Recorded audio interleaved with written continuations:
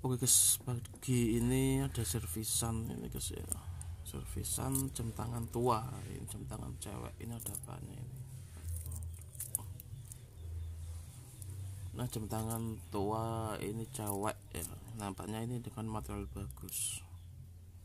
Kalender nggak apa-apa. Mesinnya juga tidak ada kendala kayaknya. Ini dari Seiko. Nah, ini tua banget, sudah kayak gini ya. Ini enaknya apa, ini tetap di finishing ya, proses finishing. Oke, langsung kita eksekusi saja. Jam Seiko berikut kita sebelumnya lepas ini dulu guys, rantainya kita lepas terlebih dahulu.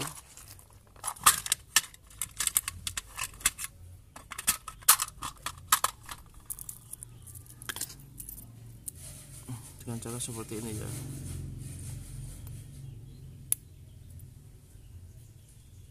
Nah gitu.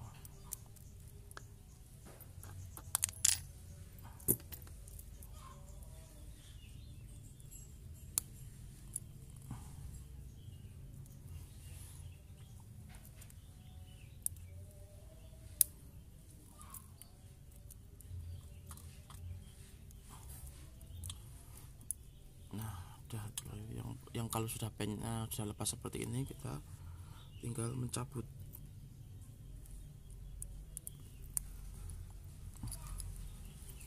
Susah ya, ini juga kalian dilepas, kiri kanannya dilepas. Ini apa sih, berfungsi atau tidak?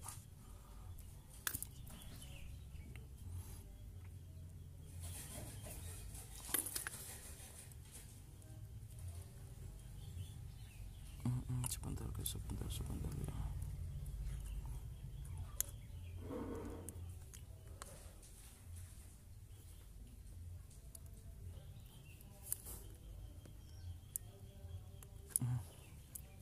Oke, cabut seperti ini. Nah, di sini sangat karat semua ini. Enaknya direndam menggunakan air cleaner ya kayaknya ya.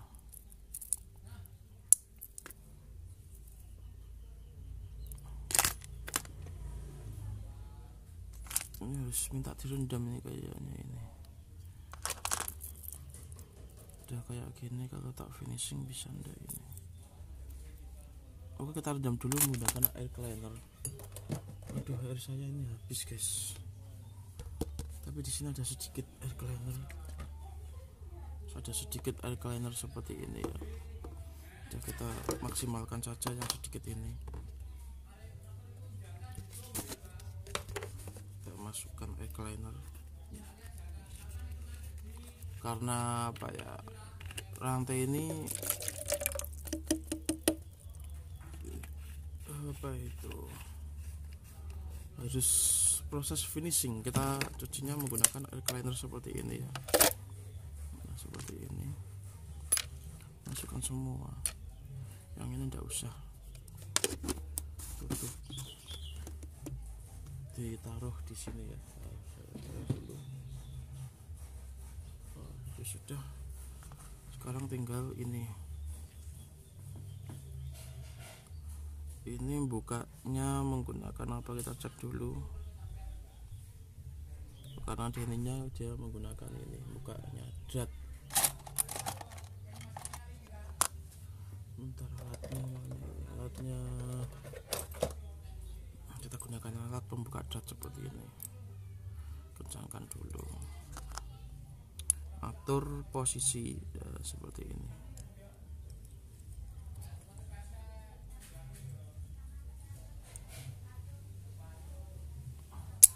Oh,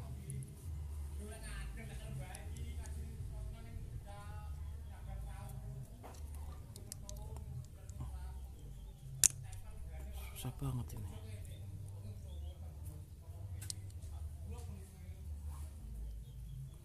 Kalau kecil kayak gini malah susah guys.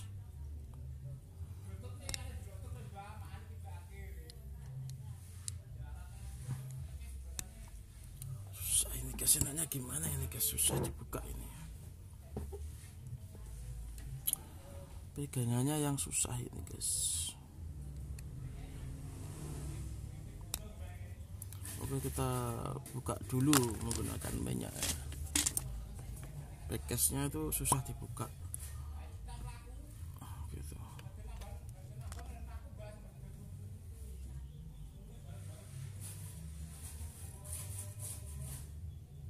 Seperti ini.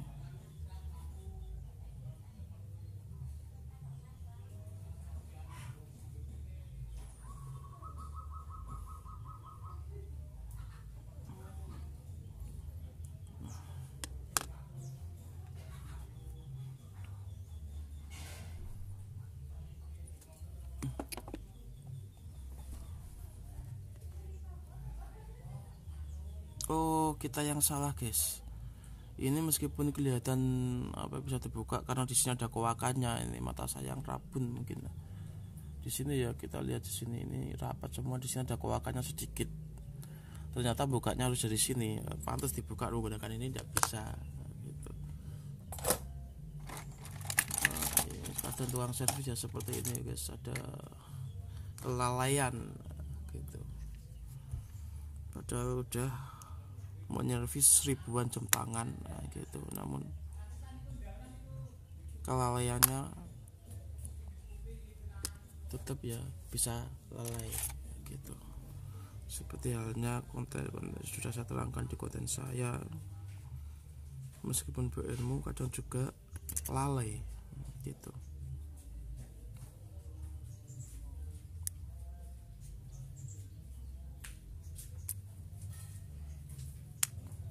Ini kita gak usah otak-otak mesin dulu ya, karena fokus kita di casing dulu, casing. Nah, ini kalau misalkan sudah saya terangkan, kalau di sini dia sambungan seperti ini, meskipun tutupnya ini kecil, berarti dia bisa dibuka. Secara ilmu mekanisme itu seperti itu, dibuka dari sini karena dia sambungan seperti ini. Kalau membuka apa itu yang bagian sambungannya ini harus tetap dengan kaca, di kaca. Namun kali ini tidak, cukup di sini aja. Sebentar. Oke, seperti ini ya.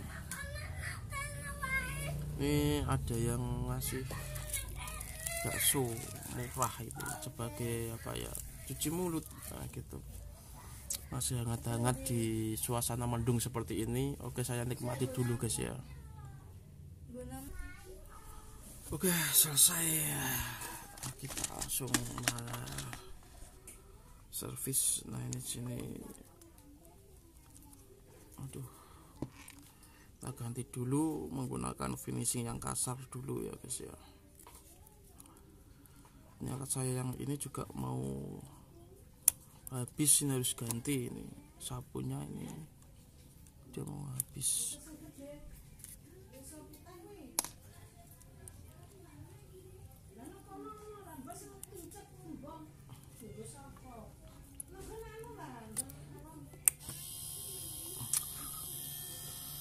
Kita remove dulu guys ya, ini finishing gini ya gitu.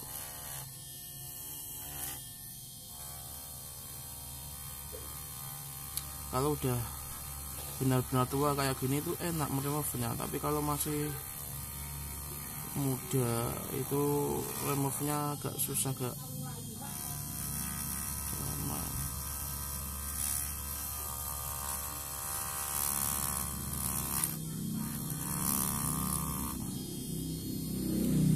Kita remove dulu guys seperti ini, nah gitu.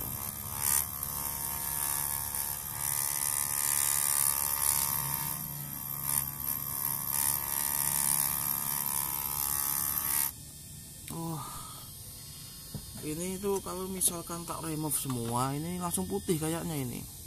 Tidak apa-apa, kita jalani saja kayak gitu.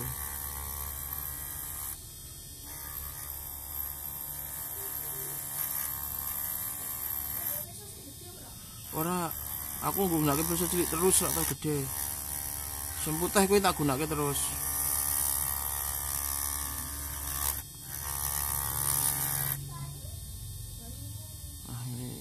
tidak apa-apa sih, putih-putih ke rose gold lah, putih-putih antara putih rose gold gitu ya.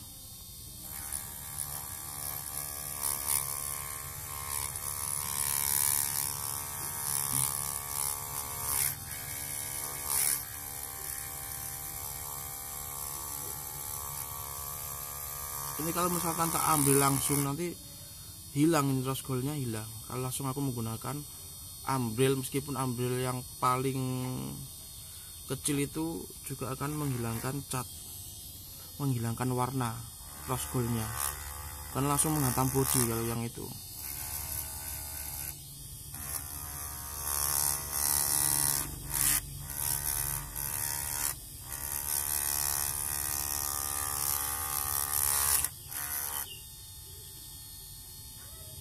Nah, garis-garis seperti ini nanti akan hilang.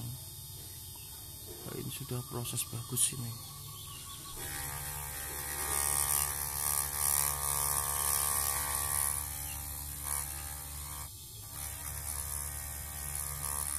Oke, saya percepat dulu guys ya, yang bagian ini kita percepat terlebih dahulu.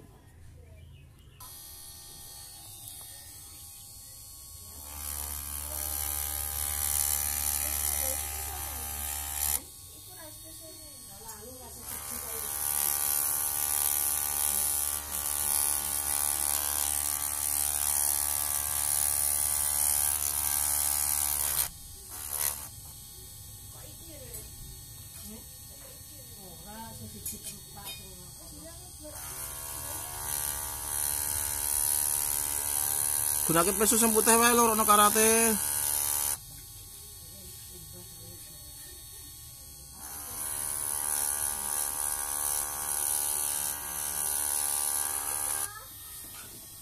Nah, ini kebetulan ada ikan ini guys. Nah, itu aku tuh nggak makan ikan laut atau tawar tuh enggak, atau apalagi ikan yang bersisik gitu.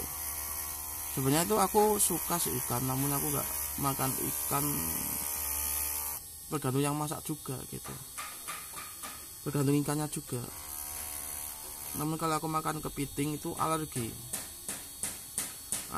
kepiting, udang itu yang dari laut itu alergi aku. Itu juga tergantung yang masak juga gitu guys. Sebenarnya ikan itu bagus, kandungannya itu bagus kalau dimakan. Namun aku memang bawaan bukan mengada-ngada sih. Lidah saya itu enggak cocok kalau makan ikan tuh, bukan lidah tapi semua tubuh saya itu menolak, muntah, akhirnya kembali lagi gitu.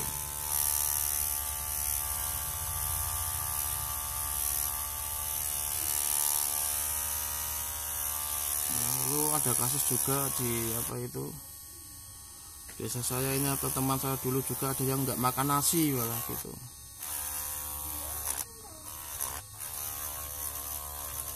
Nggak makan nasi. Jadi tak tanyain kenapa nggak suka nasi gitu. Dia melihat nasi itu seperti belatung. Memang bawaan dari kecil, dia jadi nggak makan nasi. Tapi mie malah doyan, padahal mie kan lebih mendekati sama cacing kan gitu kalau misalkan gitu.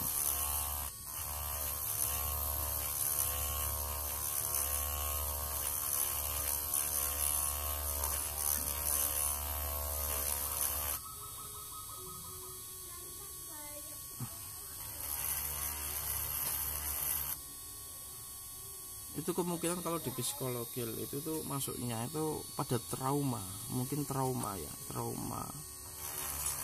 imajinasi. Nah itu untuk kalau misalnya nggak makan nasi gara-gara dalam image-nya itu memang dari kecil sih, yaitu kayak melihat belatung gitu guys. Ini bagus, itu trauma. Cara itu harus menggunakan terapi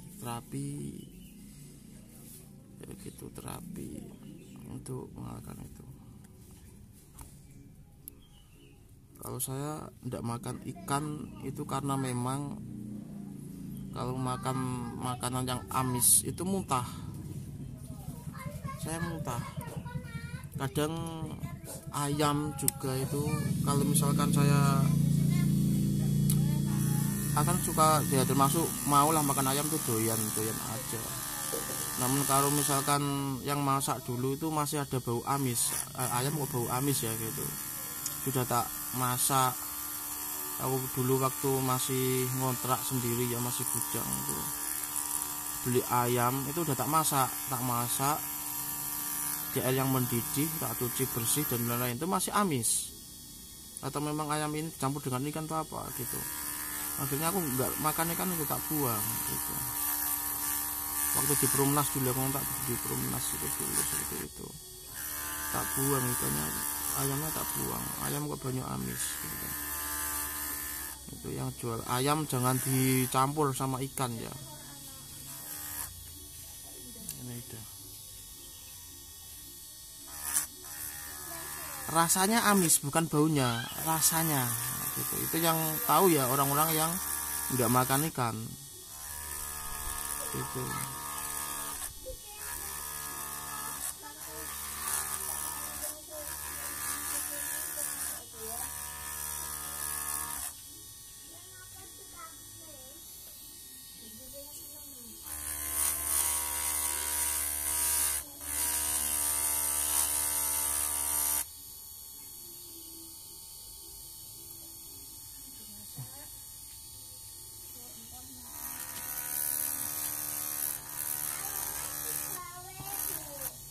Seperti cumi, ikan cumi itu banyak banget yang suka ikan cumi, itu banyak. Nah, itu katanya rasanya enak, tapi apalah orang yang seperti saya ini ya gitu, yang tidak suka ikan,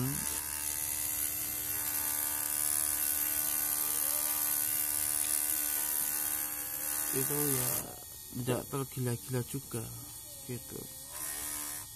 Namun ada beberapa itu orang yang masak cumi sehingga saya benar-benar menikmati ya, saya juga makan ikan cumi. Ada salah satu koki di situ di waktu saya kuliah dulu di kantin, nah, itu nasi goreng cumi, nah, cuminya tuh masih putih. Pertama kok cumi gitu, tak makan, loh enak, tidak ada rasa amisnya, akhirnya enak saja tak makan. Kalau yang masak orang lain tidak suka saya gitu, tergantung yang masak juga.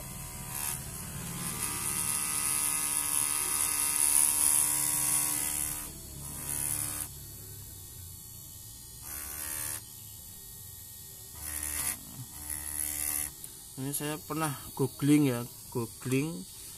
cara menghilangkan amis di ikan itu berbagai cara tak coba, itu masih tidak bisa itu. Ikan cumi itu atau ayam kemarin mulai tak rendam dengan jeruk nipis, tak apa-apain semua, itu tidak bisa, sehingga saya tidak bisa menikmati ikan itu.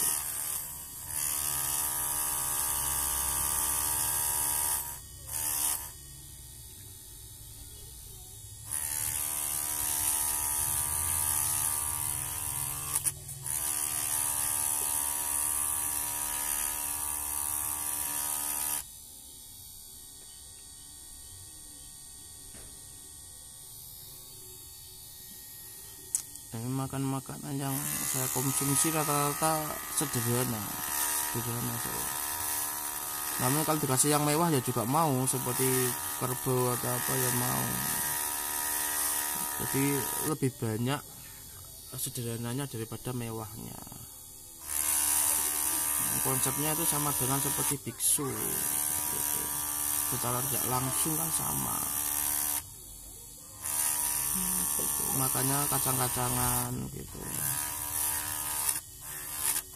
tahu, tempe, mie itu kan seperti itu.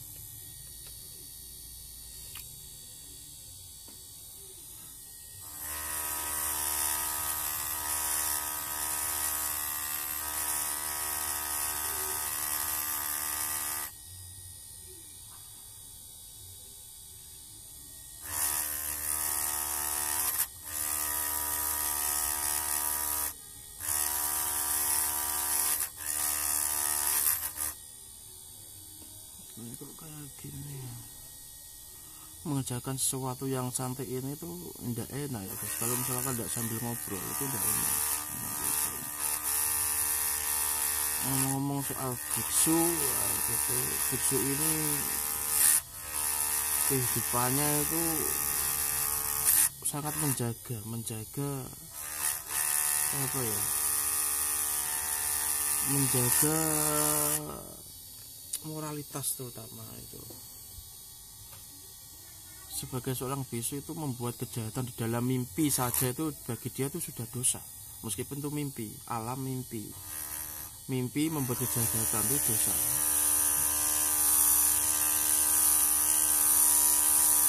Saking berhati-hatinya ya gitu.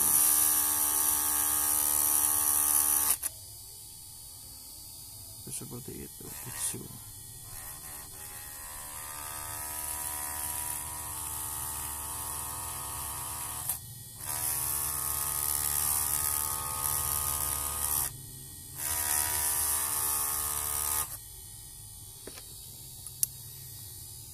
Mumpung di sela-sela ini kita membahas panjang kali lebar kali tinggi.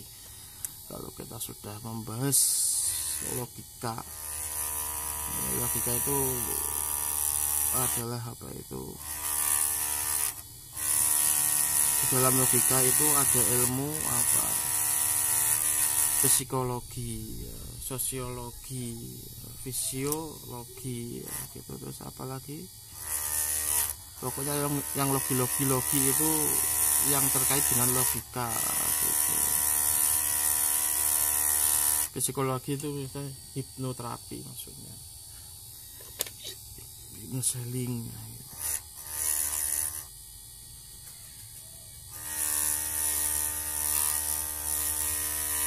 Nah, logika gitu.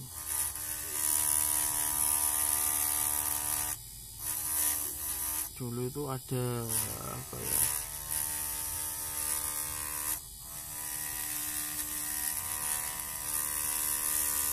seorang ahli itu tasawuf itu, dia menjadi biksu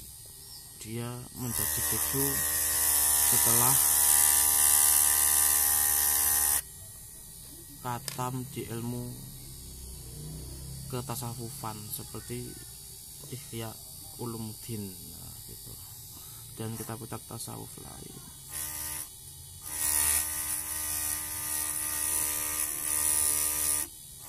Karena saking menjiwainya gitu.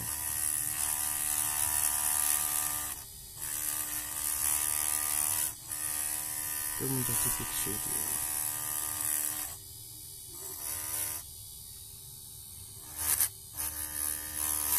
Setelah dia masuk itu ke filsafat, dia masuk filsafat ya. Masuk filsafat, memahami, saling menjiwai kitab Ihya Ulumuddin itu, akhirnya dia datang ke biara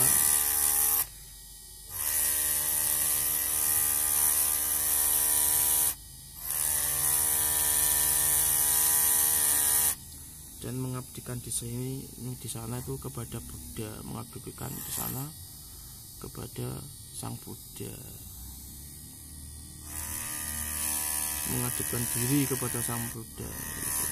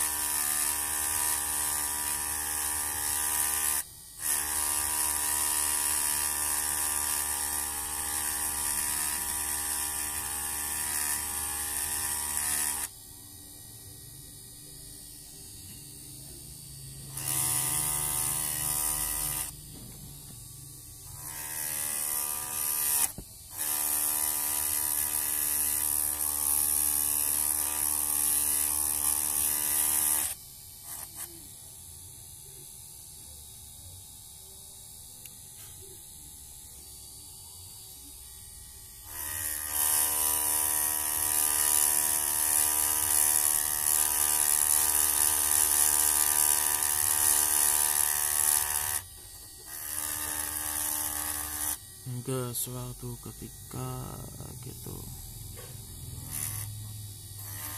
muridnya itu pada bingung, kenapa gurunya itu malah menjadi biksu gitu, bingung.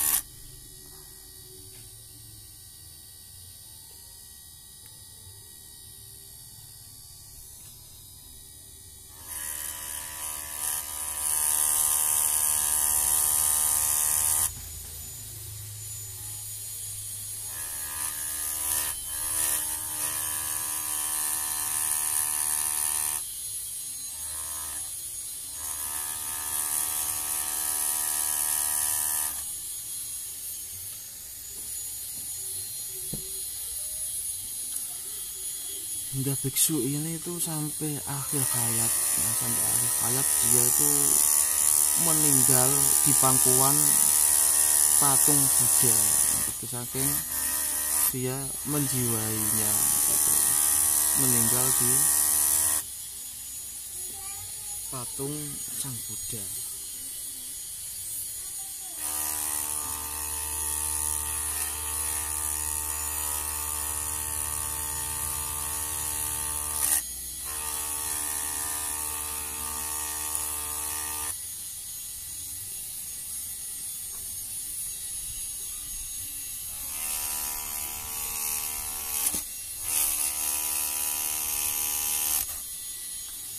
Cerita ini tuh sumbernya dari mana itu belum saya telusuri, itu nggak dapat.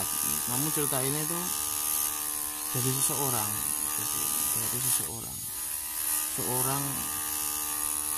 yang masuk tasawuf, yang sudah menjalani tasawuf seperti itu.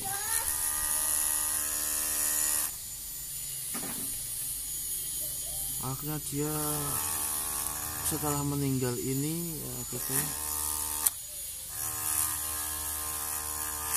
murid-murid tertuanya itu bermimpi dia sudah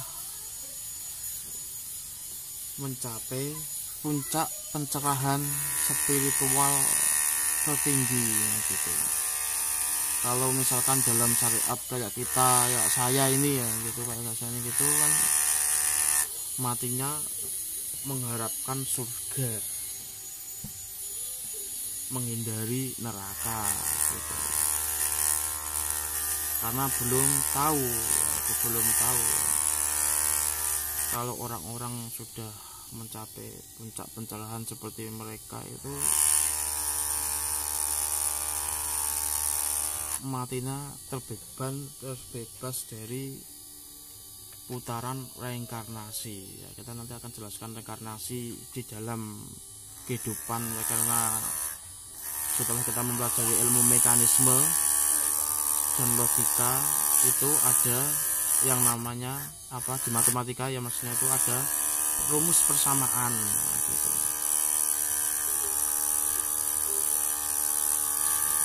Jadi dia mengambil kerohaniannya itu melalui jalan biksu.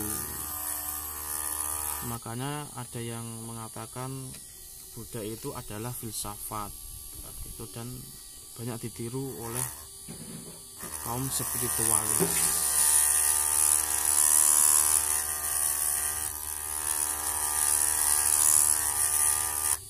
Jadi tingkat porsinya orang kan beda-beda. Kalau saya tidak sama seperti itu karena tidak memahami pola pikirnya orang itu. Kalau kita tidak seperti mereka karena kita tidak memahami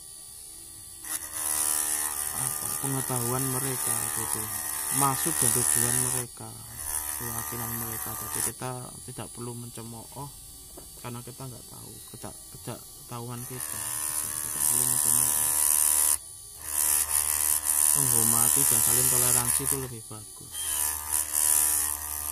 Ini jalan yang diambil biksu ini gitu.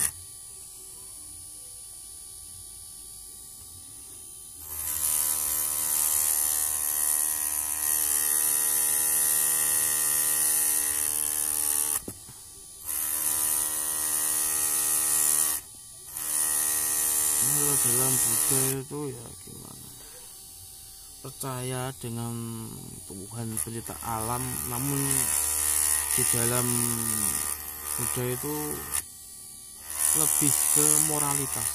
Buddha itu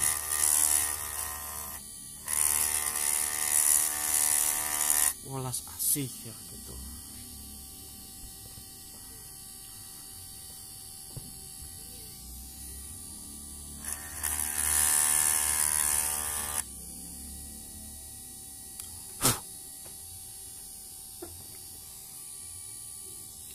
Jadi sama seluruh religi yaitu mengajarkan mengontrol moral, sebenarnya tujuannya itu untuk mengontrol moral gitu. Kalau kita telaah pelajari, resapi yang rata-rata kitab religi seperti apa, Buddha, Hindu dan lain-lain itu, seperti Quran juga sendiri yang juga saya anut,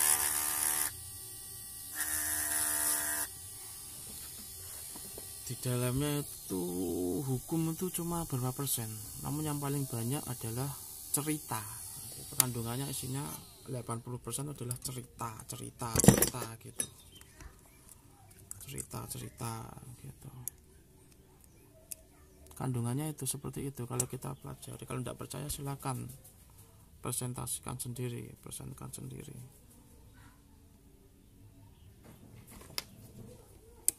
Isinya tuh cuma cerita. Sebagaimana hidup ini tuh isinya cuma cerita. Atau konten-konten saya ini juga materinya ya dasarnya itu saja, namun sebenarnya perkembangannya itu ya cerita gitu, cerita itu saja.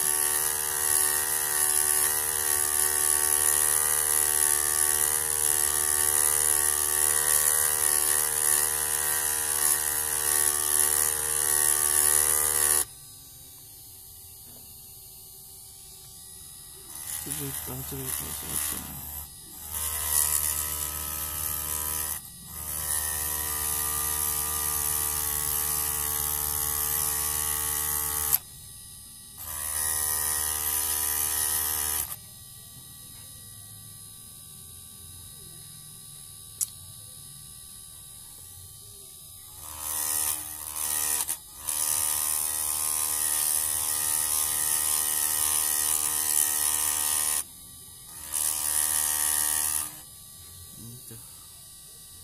Keren ini ya.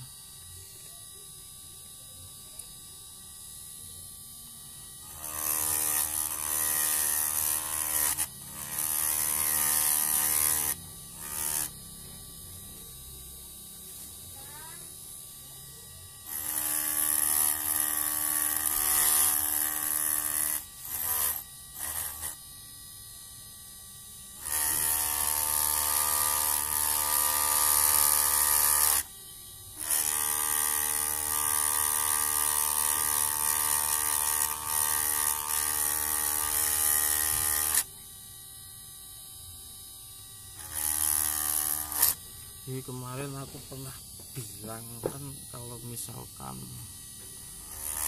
semua ilmu itu ada gitu dasarnya. Seperti kita ya, kita itu waktu kecil belajar fikih dari apa, Safinatul Najah, Sulam Sakinah dan lain-lain gitu. Sebenarnya yang kita bahas itu, yang kita pelajari itu, sampai kita ke bab itu, kita muter-muter di situ saja sebenarnya. Sudah saya simpulkan ya, hukum itu sebenarnya tidak ada yang namanya wajib, haram, makruh dan lain-lain itu tidak ada.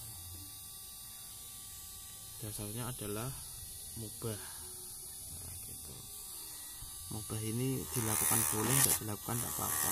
Kalau dalam ilmu psikologi yang saya pelajari sudah saya contohkan salah satunya gitu, biar ini mudah.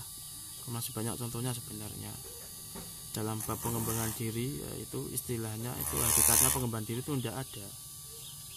Yang ada hanyalah menguatkan mental. Nah, gitu. Kenapa aku mengambil dua contoh ini saja? Karena yang dominan dalam kehidupan kita sehari-hari adalah dua unsur berikut: istilah pengembangan diri dan hukum. Nah, gitu. Kalau tidak tambahin lagi ya gitu, saat teman-teman belajar mantek atau belajar majas, kosakata dan logika, ini dapat saya simpulkan itu sebenarnya majas kan dibagi-bagi golongan menjadi metafora dan lain-lain gitu. Itu ilmu umum juga ada, semuanya juga ada. Kalau saya simpulkan dua ilmu ini itu saya rumuskan sebagai berikut.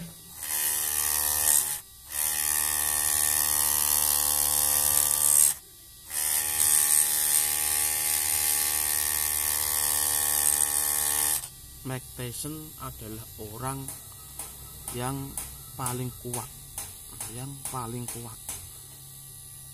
gitu, orang yang sangat kuat, gitu.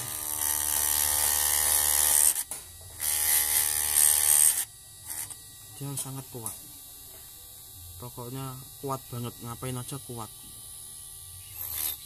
Aku menyebutnya tampan dan pemberani. Kalau bahasa SpongeBob kan seperti itu. Aku sebenarnya tampan dan sebenarnya anak 90-an tahu.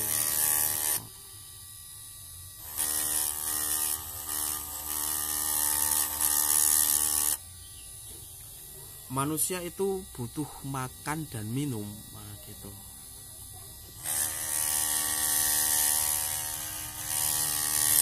Kalau enggak, manusia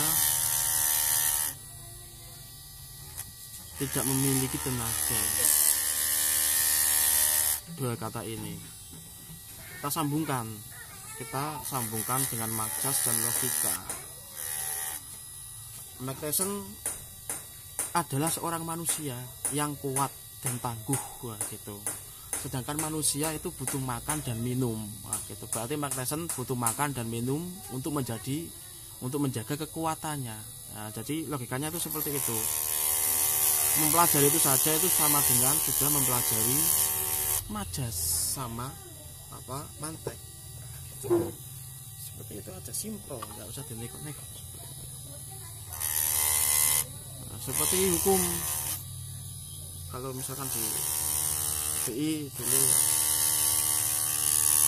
adanya kewajiban, makruh dan lain-lain. Kalau makruh kan menuju ke haram, lebih dekatnya ke haram.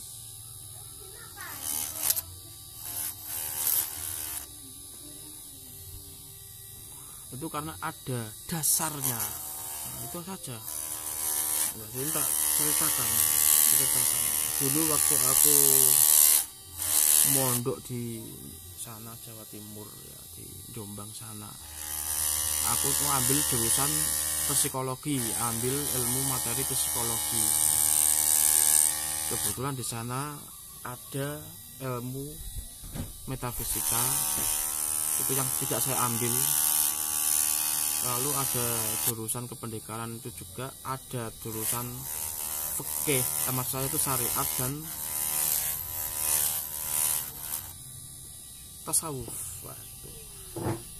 Namun aku ambilnya yang psikologi, aku lebih suka psikologi, aku gak suka hal seperti itu. Namun dalam satu pondok ya kecipratan juga.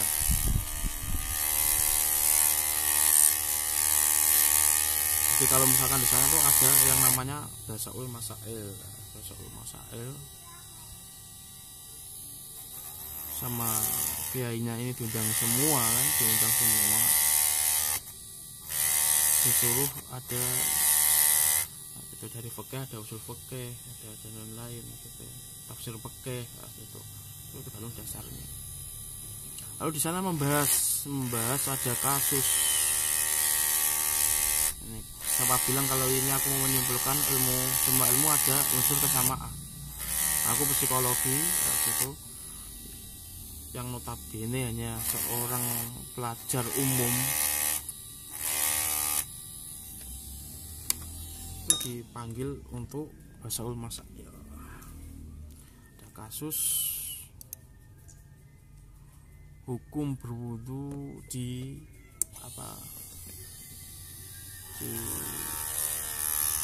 kalau kita misalkan berwudu terus sholat, berwudu di mana ya itu, di tempat kencing itu loh berwudu di tempat kencing gitu. Jadi kita kencing terus kan itu kan kerannya kan mengalir, banyu suci, air suci juga suci, menyucikan. Kita berwudu di situ gitu.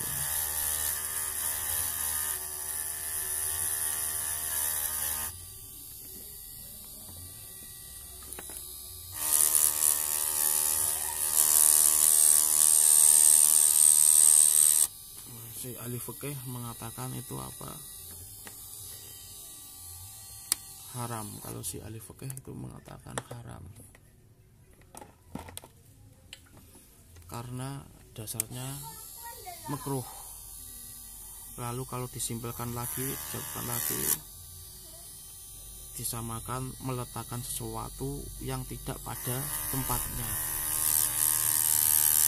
Kalau gitu. Jadi kalau wudhu itu ya harus di tempat wudhu, gitu. Adabnya tidak ada.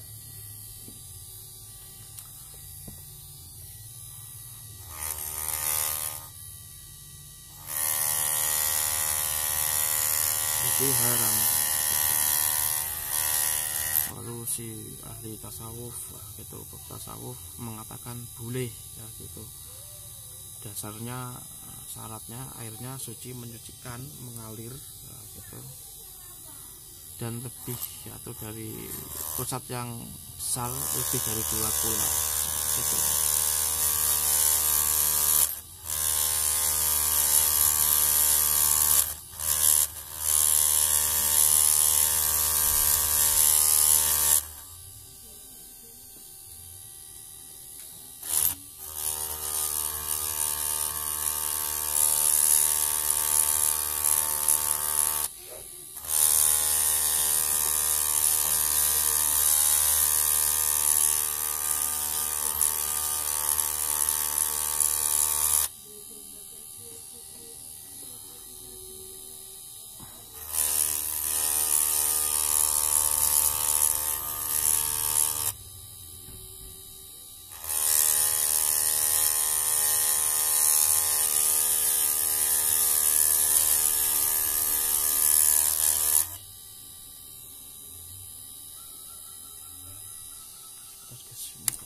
Ini guys ya.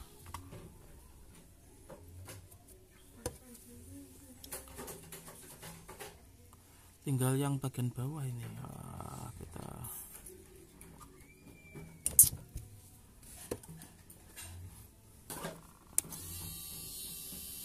pilihan saya yang di situ belajar psikologi ya gitu, psikologi.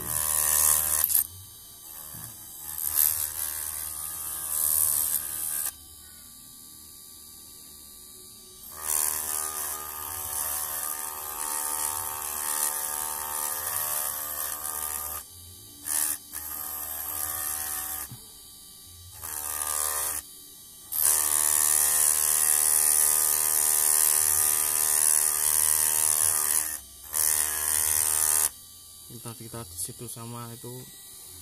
Kalau aku di sana tuh masih SMA. Masih SMA.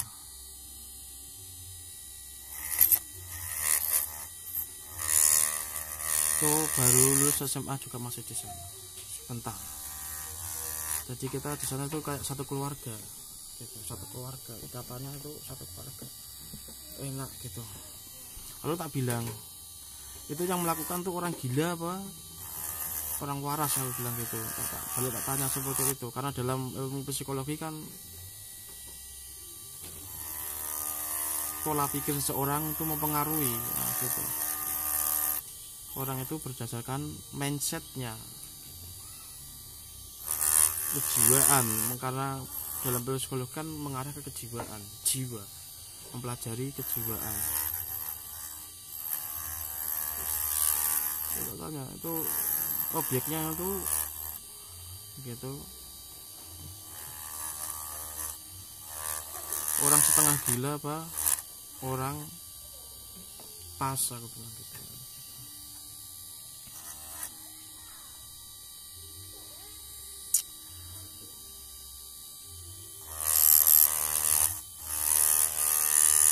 Tak katakan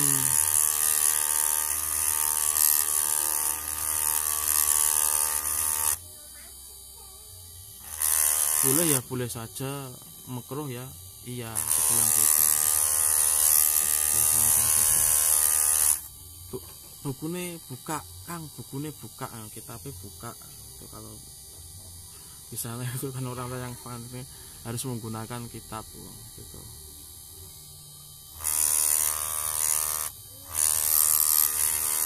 Lalu saya malu-malu, aku membawa kitab besar gitu, kitab besar, lalu dibuka, ternyata majalah Playboy. Wah, kita langsung bersorak, wah majalah Playboy itu pemersatu bangsa, pemersatu tanah air. Meskipun kita berbeda pendapat, tapi selera kita sama, karena di situ cowok semua, nggak ada ceweknya gitu. Wah, kayak bareng kok bareng kene kok maca bareng ya. Setelah sampai sini nanti kita baca bersama gitu. Itu pemersatu bangsa. Ternyata saya membaca majalah Playboy.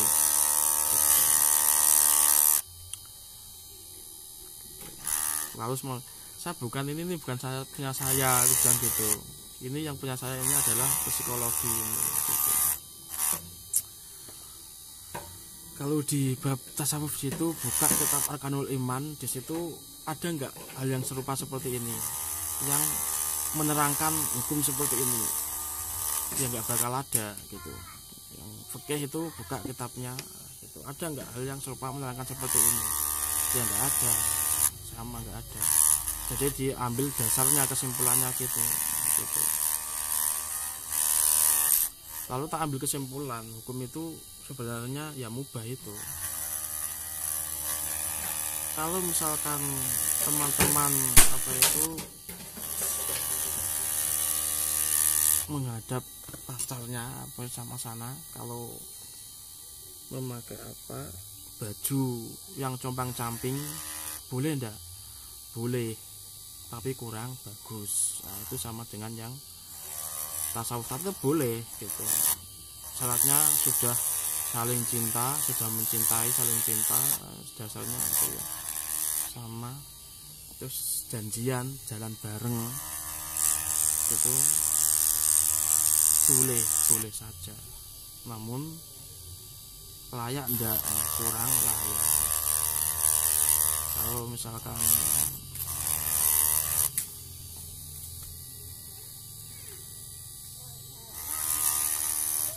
misalkan dalam itu ya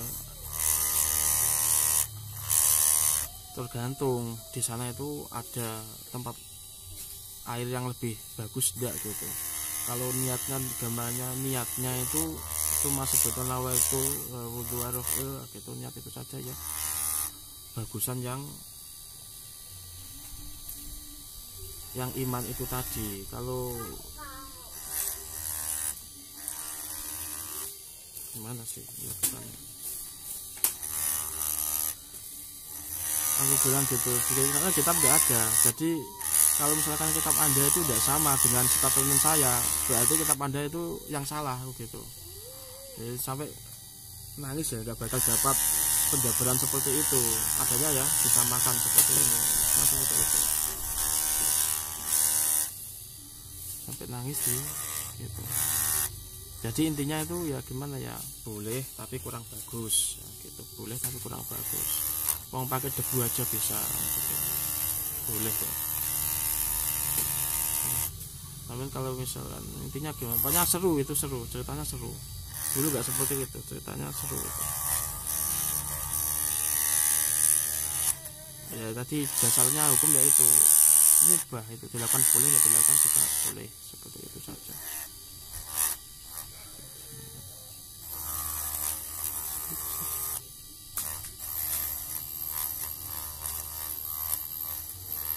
Di sana tuh keberbedaan kita ya, sama-sama sekolah di sana itu enak kebersamaan kita.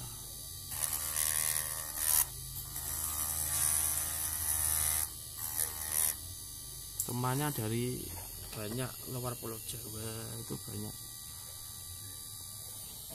Kediri itu banyak di sana.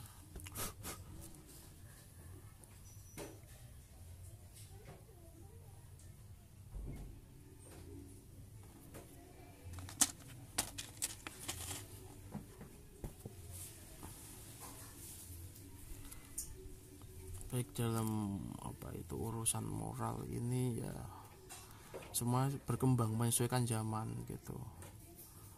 Di Nasrani juga menyesuaikan perubahan zaman, bagus ya bagus. Kalau di Muslim juga menyesuaikan perkembangan zaman, karena dasarnya ya itu diambil dari situ. Ada yang namanya fikih, taklid, nah gitu. Jadi orang taklid juga menyesuaikan perkembangan zaman, seperti itu.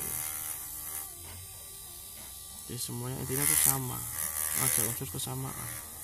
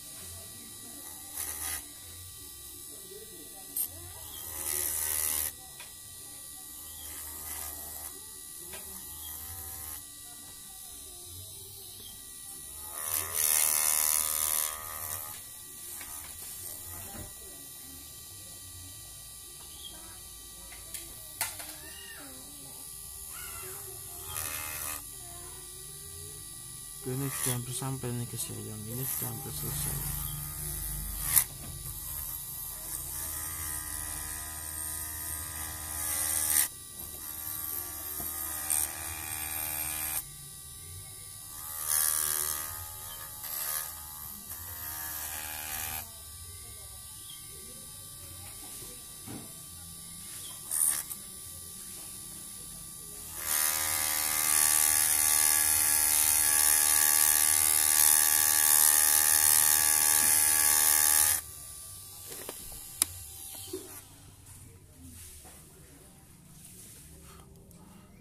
Jadi di Surabaya ini aku juga punya teman namanya David. David itu seorang Nasrani atau apa ya, atau Buddha gitu, Nasrani atau Buddha gitu. Dia satu pondok gitu. Orang Nasrani kok satu pondok gitu. David ini dia orang Surabaya, kerjanya tuh vulkanisir ban. Nah, gitu. Aku di situ malah tertarik sama dia, ingin belajar cara mengvulkanisir ban itu seperti apa. Ban vulkanisir itu loh, yang ban tipis di apa itu dijadikan tebal. Nah, kita aku malah tertarik di bisnisnya itu, tidak tertarik dengan hal-hal yang seperti itu, malah seperti di sananya tuh malah tertarik lebih ke bisnisnya. Soalnya tuh di situ.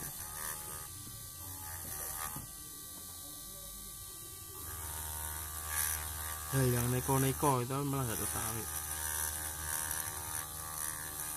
karena bagi saya hal yang neko-neko itu warisan yang perlu dirubah, mewarisi hal-hal yang tahayul gitu. Itu kan turun temurun, tahayul itu turun temurun. Jadi pola pikir kita akan apa itu,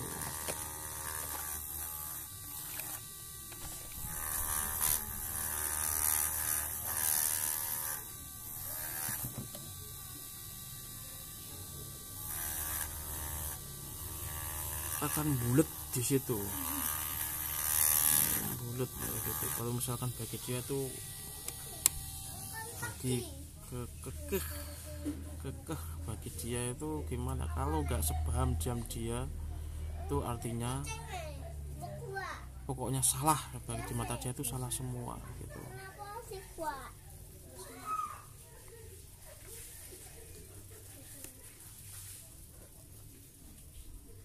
Seperti itu.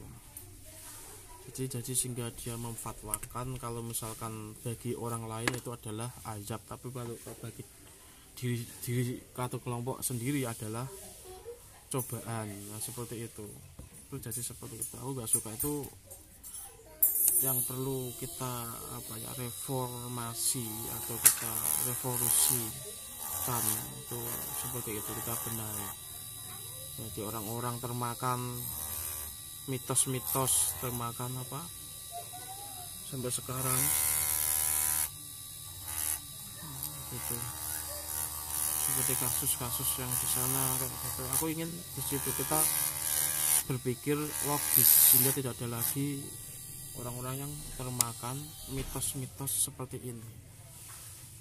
Kayak tuh yang dari sana itu, yang artis setelah itu namanya siapa itu, yang gencar sedekah terus gitu, punya perusahaan paytrend, sedekah gitu. Akhirnya sedekahnya untuk diri sendiri gitu, sedekah memberikan dogma atau penalaran bahwa sedekah ini gitu, sedekah sama dia nanti rezekinya berlipat ganda. Terus akhirnya sekarang kebuka bobroknya, sedekahnya untuk beli hal-hal yang itu gitu. Seperti itu kepentingan sendiri gitu. Jadi logikanya seperti ini, ada seorang pemuka agama gencar gitu, jangan mengejar dunia gitu, sedekahkanlah ini gitu, jangan bermewah-mewahan dan lain-lain. Itu kata ustadz yang mempunyai mobil Pajero, rumah mewah, istri 4. Istri bicara seperti itu yang bodoh siapa gitu, jamaahnya atau siapa gitu.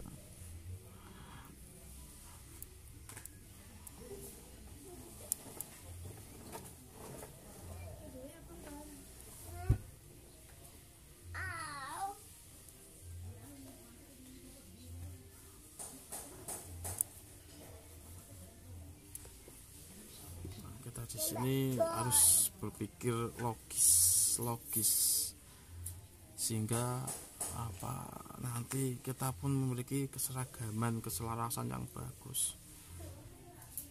Seperti Cina besar dengan bangsanya, atau Amerika besar dengan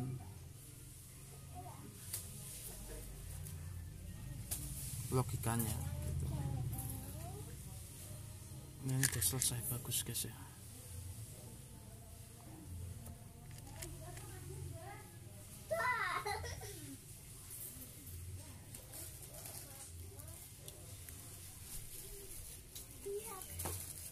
Tinggal kita pasang baterainya ini.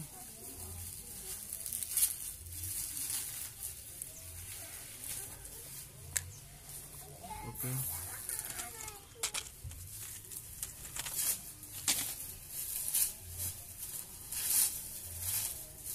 Ini satu, misalkan kalau misalkan teman-teman masih punya hutang gitu, punya hutang itu wajibkan membayarnya dulu gitu. Jadi nggak perlu menyiksa diri ya gitu, yang perlu dicairkan kalau dalam Islam tuh rukun tuh nggak wajib, yang diwajibkan adalah membayar hutang dulu kalau misalkan punya niatan haji itu.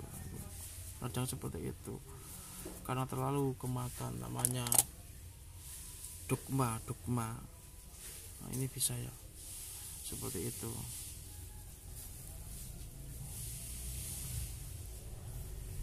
Bahwa berdoa di sana itu mujarab atau memang kan begini dan lain, niatkan ini ya gitu. Ada yang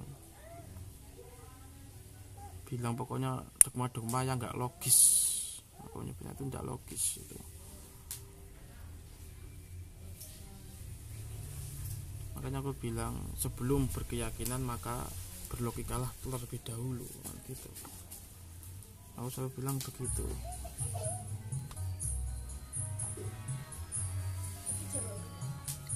Apa yang bakal pakai? Mbak Japi tanggo. Oke, ini udah jadi guys ya. Langsung kita ambil ini yang di rantai ini guys ya. Oke, inilah rantai yang sudah kita redam tadi. Kita akan kita akan finishing juga rantainya. Nah, seperti ini, pelan-pelan satu-satu.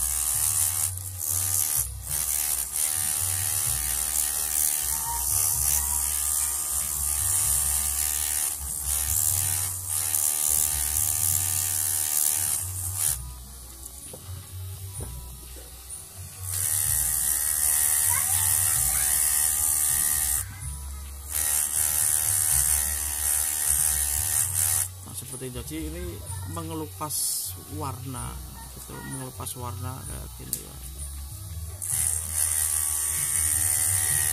gitu.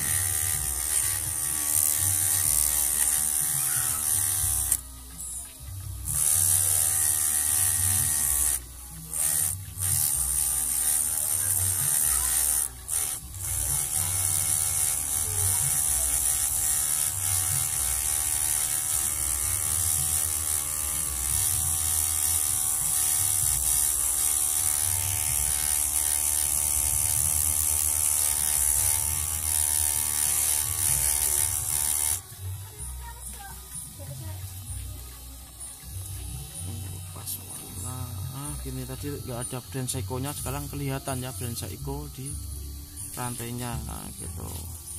Setelah kita menggunakan teknik cuci, nah, gitu.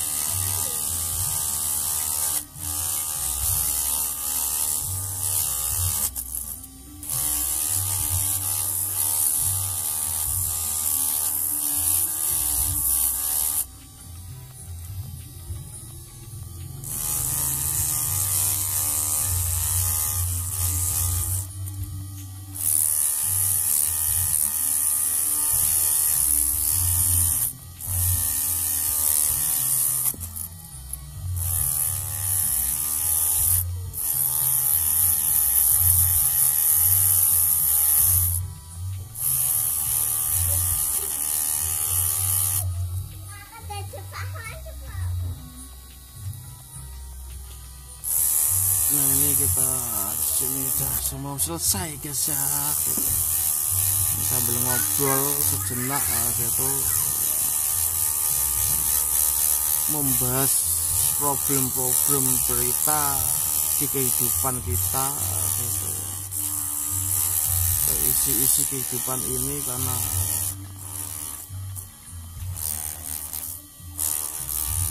hidup ini adalah cerita gitu, hanya sebatas cerita. Waduh, ini udah mau selesai aja. Ini masih banyak servisan guys yang akan kita servis di berikutnya, namun kita santai saja. Kalau pekerjaan itu kita nikmati ya gitu, nanti pekerjaan itu seperti bermain. Namun kalau begini terus monoton gitu ya ndak enak juga. Kita mau membazirkan ya, nah, dunia ini tak selebar daun kelor seperti itu. Yang perlu dihadapi ini ya ini dulu yang kita kerjakan. Nanti kalau misalkan aku ada kesempatan di di tempat lain, nah gitu ya kita akan ke sana gitu. Enak guys, nikmati alurnya aja, ini enak prosesnya gitu.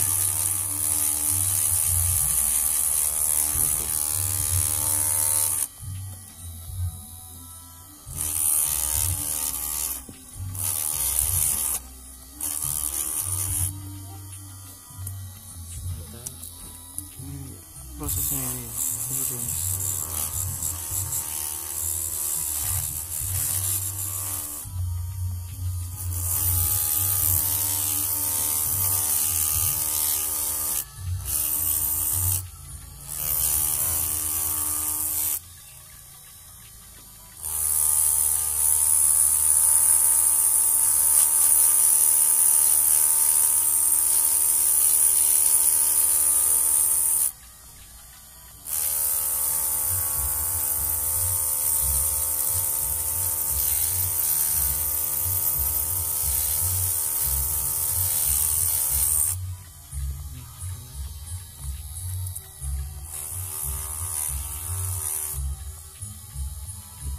remove semuanya ini ya gitu. Oh ini yang ini jadi remove belum ini? Oh ini yang ini belum guys.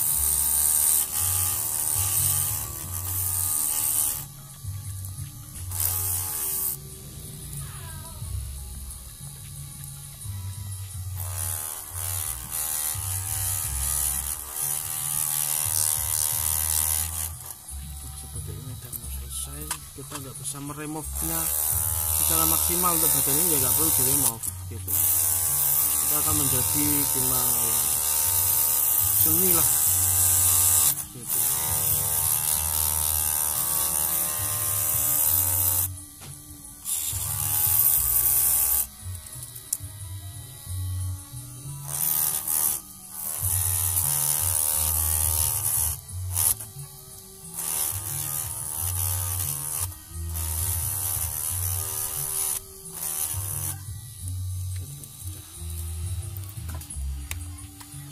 Saya tinggal yang ini guys, kita sentaskan ini kupingannya, ini kupingan untuk namanya kupingan strap ya, seperti ini.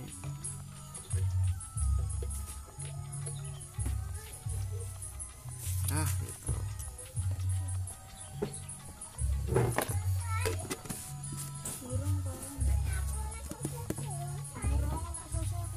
Sos. Nah gitu guys.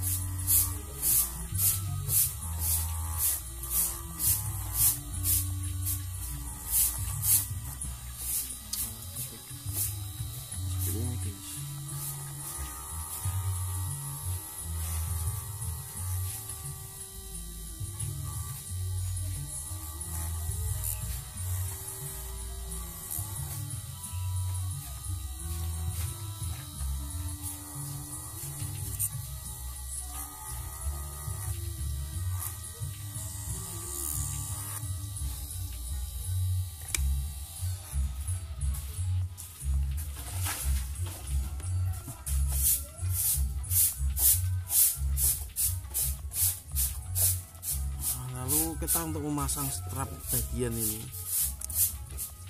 bagian kupingan ini, nah kita pasang dulu terlebih dulu kupingannya, lalu masukkan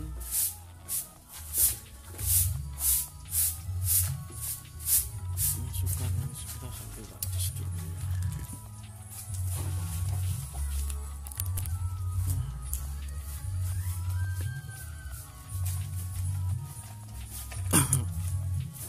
Oke, ini yang perlu kita perhatikan, ininya tuh di mana ya, gitu. Sebentar sebelum kita ini harusnya di sini ya. Di sini, begini. Nah, gini ya. Masanya ini di sini, nah, gitu. Di luar seperti ini, jangan sampai salah. Jadi masangnya harus begini, berarti ini di bawah. Nah, gitu.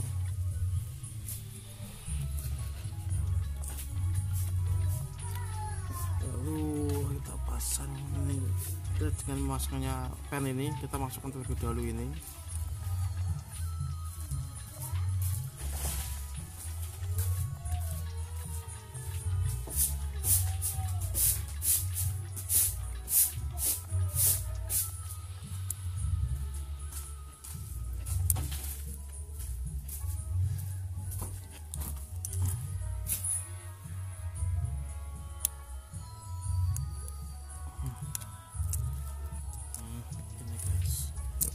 Bagaimana yang tadinya burik ya gitu,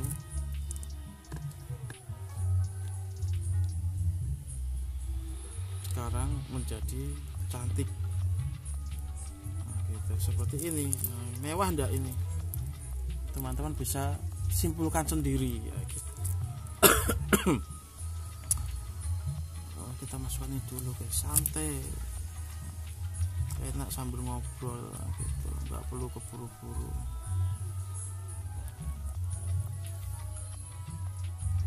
Nanti kapan-kapan kita membahas supaya terbebas dari putaran reinkarnasi ya gitu. Ini yang aku ingin sampaikan, reinkarnasi ada dua ya, reinkarnasi dalam kematian dan reinkarnasi dalam kehidupan ya, gitu.